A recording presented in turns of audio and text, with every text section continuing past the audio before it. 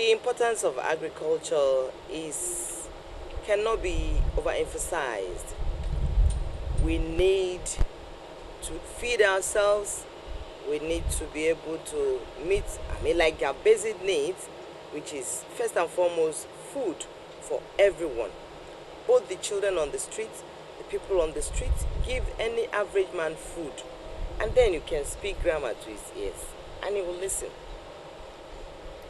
We also, agriculture, a lot of, even employment, agriculture also creates employment and of course supplies the raw materials for industry. How is agriculture striving in Nigeria today? Of course, everyone knows that we can barely feed ourselves. Even, we can barely feed ourselves actually. Even though there's so much the government is doing, in the areas of rice and some agricultural products, we see them all in the TV. But because, questions in the mind of people keep asking, with this local rice production that skyrocketed as compared to years back, why is it that rice is still expensive? There's $1 million questions in the hearts of every Nigerian. What are we going to do? And that is why we are here today on Facts, Face and Forum. Let's see if we can proffer solutions to the, I don't want to say dwindling, but the present position of agriculture in Nigeria today. My guest here is a technocrat. He's an experienced agriculturalist. After the break, I'll do a formal introduction. I welcome you to this edition of Facts, Face and Forum. My name is Peace Isaac Yerobo, and I'm glad being here. See you again after the break. Today, on Facts, Face and Forum, our focus is on agriculture, a gold mine to the Nigerian economy. Is agriculture really a gold mine? Or we are just paying so much attention to oil? Now that the price of oil has gone up so high, what are we left with? My guest today on Facts, Face and Forum is a technocrat with a deep expertise in the agriculture sector. He is a former permanent secretary, Ministry of Agriculture, Lagos State. Dr. Jide Basorun is my guest today. Welcome to Facts, Face and Forum, sir. Thank you for being here. Thank you for having me. In 2021, agriculture contributed to about 22.35% of the total GDP. This is April 2022. What is the state of agriculture right now in Nigeria? Thank you, Madam. Agricultural development in Nigeria has continued to increase, particularly against the background of the difficulties in other sectors of the economy, which has exacerbated the issue of unemployment, collapse of certain industries. So a lot of people look at agriculture as a fallback venture. It's good in a way. Sometimes, it's not that well, but more often than not, it's a positive development. So between last year and now, you see a lot more people, on average, going into agriculture than before. There's been a lot of challenges too in sustaining those who are there, because we will maybe get to talk about that. But the fact remains, year on year, the development of agriculture has been on the increase. So we can say that by the time we review 2022, you will see that the performance of agriculture vis-a-vis the contribution to the gross domestic product of Nigeria has been on the increase. I'm wondering, some countries, developed countries, you know them for a particular thing. At least we know that India produces a lot of rice. We have been striving, several years now in the area of agriculture. What would you say Nigeria is good at in terms of agriculture? Oh, well, that's a very interesting question. A country of over 200 million people with very vast climatic zones. We have so much good things going for us. Is it rice we'll talk about? Is it cassava that we'll talk about? We are the largest producer of cassava in the world. We are one of the largest producers of yam. We produce cocoa. We produce coffee. We produce a lot of things. And when we go to livestock too, the per capita in terms of the poultry head that we have, sheep and goats, cattle, it's quite a lot. So in Nigeria, our farmers produce a lot. And when we look at this in terms of volume, compared to a number of other countries, there are so many things that we can say Nigeria is known for. You go to any zone in Nigeria, the north, northeast, northwest, north central, southeast, southwest, south central, there will be products that you will see that stand out and that we have a lot of farmers producing. Each area has got its own comparative and competitive advantage, and they concentrate on those. And of course, with the support of the public sector, these areas of agriculture has continued to grow. When in my university days, when we were in school, during my youth service days particularly, I served in Ondo State. Then we saw a lot of cocoa in Ondo State. In fact, the people who were cocoa farmers were then very rich people in Ondo State then. In fact, for the first time, as I was growing up in my village, you could see cocoa farm, It didn't mean anything because we didn't do it. But when I got to Ondo State, I saw that, wow, people could farm cocoa and actually become rich. Yes. And then you expect that, that was about 10 years ago.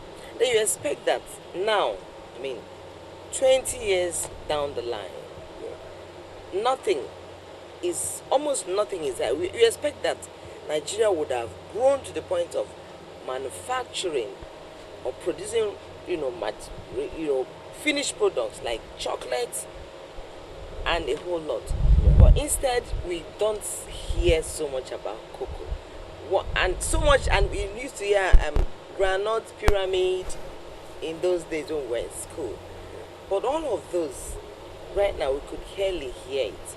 Our children now are not seeing, and they don't even know what is going on. And that's why I asked, at this level, are we going up or going down in the area of agriculture? Okay, so we can look at this from two perspectives.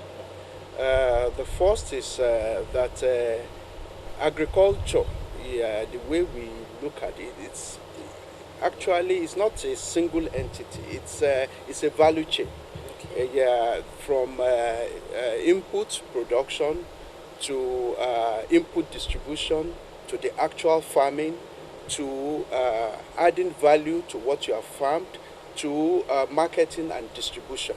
So the entire chain of activity has value.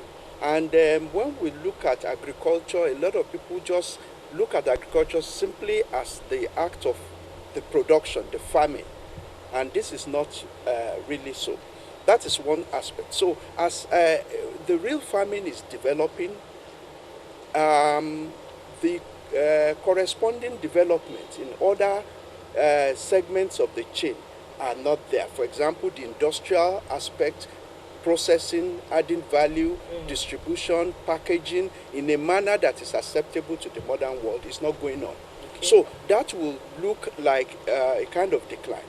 Secondly, this production itself, as it were, with the passage of time, it's becoming unattractive to the younger population, the younger ones, if not done with the best technologies, such that you remove a lot of drudgery from those activities. It makes it uninteresting for the young men. I will not, for example, encourage my child to go and start farming using the Cutlass and implements hoe like that the- my grandfather used. So if the activity is not attractive for them to farm, they will probably go to other sectors.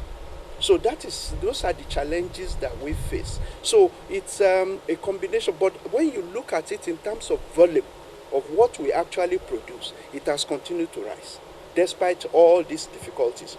But we need to now focus development on these two key areas that I mentioned. Okay. One, making sure that there is corresponding investment in the other aspects of the value chain on one part, and secondly,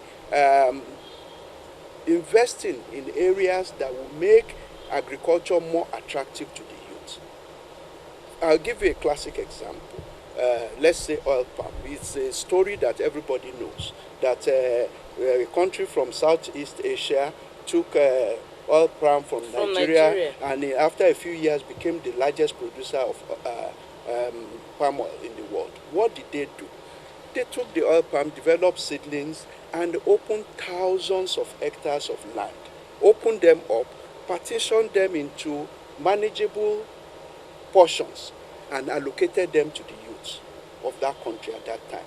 So the youth had no problem at all farming. They don't have to struggle with getting land. They don't have to struggle with getting implements to till the land. They don't have to struggle to get input. Everything they need is there. So all they needed to do is just apply their own labor, their own activity, and it's a no-brainer. So you will wonder that why can't such a thing be done here for rice, for other things, for cassava, for groundnut in our own country. The youths are very smart people. They are ready to work. They are ready to invest and devote their energy when the condition is right. So if you give them all these right conditions, you will see that millions of people will fall back into agriculture without any difficulty. Nigeria, I believe, since we produce a lot, why is it that we don't have a particular agricultural product, for instance, fruits like mango or orange, running through the year, or corn through the year? From January to December, you will see corn to buy, you will see corn to eat. You can have mango, you can have orange without it being seasonal. All our fruits in Nigeria are all seasonal. Even tomato is seasonal. In fact, it's even worse with tomato, because right now we don't have tomato paste enough. It used to be very cheap and affordable. Now tomato paste is very expensive. Even fresh tomato, very expensive. Some years back, the basket of tomato that I bought for 2,000, I buy for 7,000 naira now. Okay. What is actually going on? It's a multi-dimension issue, and don't let us just take it simply. That I'll go back to the main issue later, but I want to quickly address that you bought tomato for X naira a few years ago. Now it's going to 10x right now.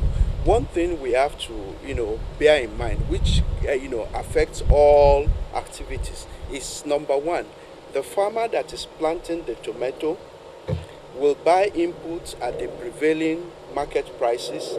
They will rent their tractors at the prevailing market prices. They will buy fertilizer at the prevailing market prices and all other inputs, and pay laborers at the prevailing market prices.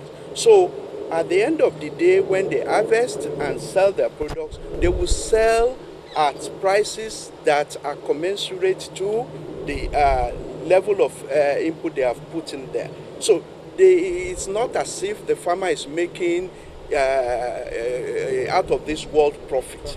Definitely not. Mind you that farmer must continue to remain in business.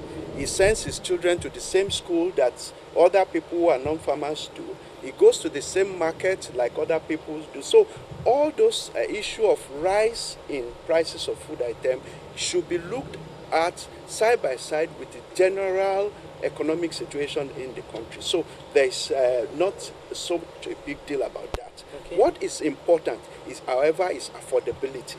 Are these food items affordable? When it was 2000, it was probably not affordable to some people. And when it is 7,000, if the economic situation is good, more people may be able to afford it if the overall socioeconomic and macroeconomic situations are all right. So that, to my mind, is not the real issue. The real issue is supporting the farmers to get what they want, when they want it, and in the quality that they want it. If that is done, the farmer will produce and will deliver to the market whatever you need when you need it.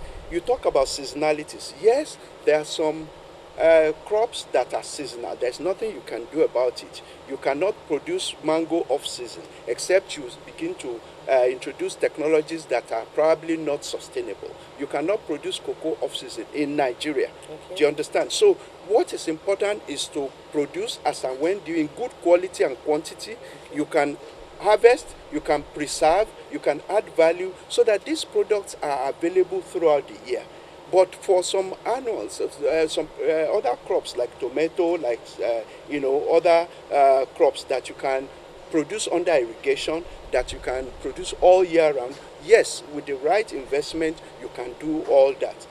Like grains and so on. So those ones are quite easy to produce, and definitely with the right investment, you can get this done.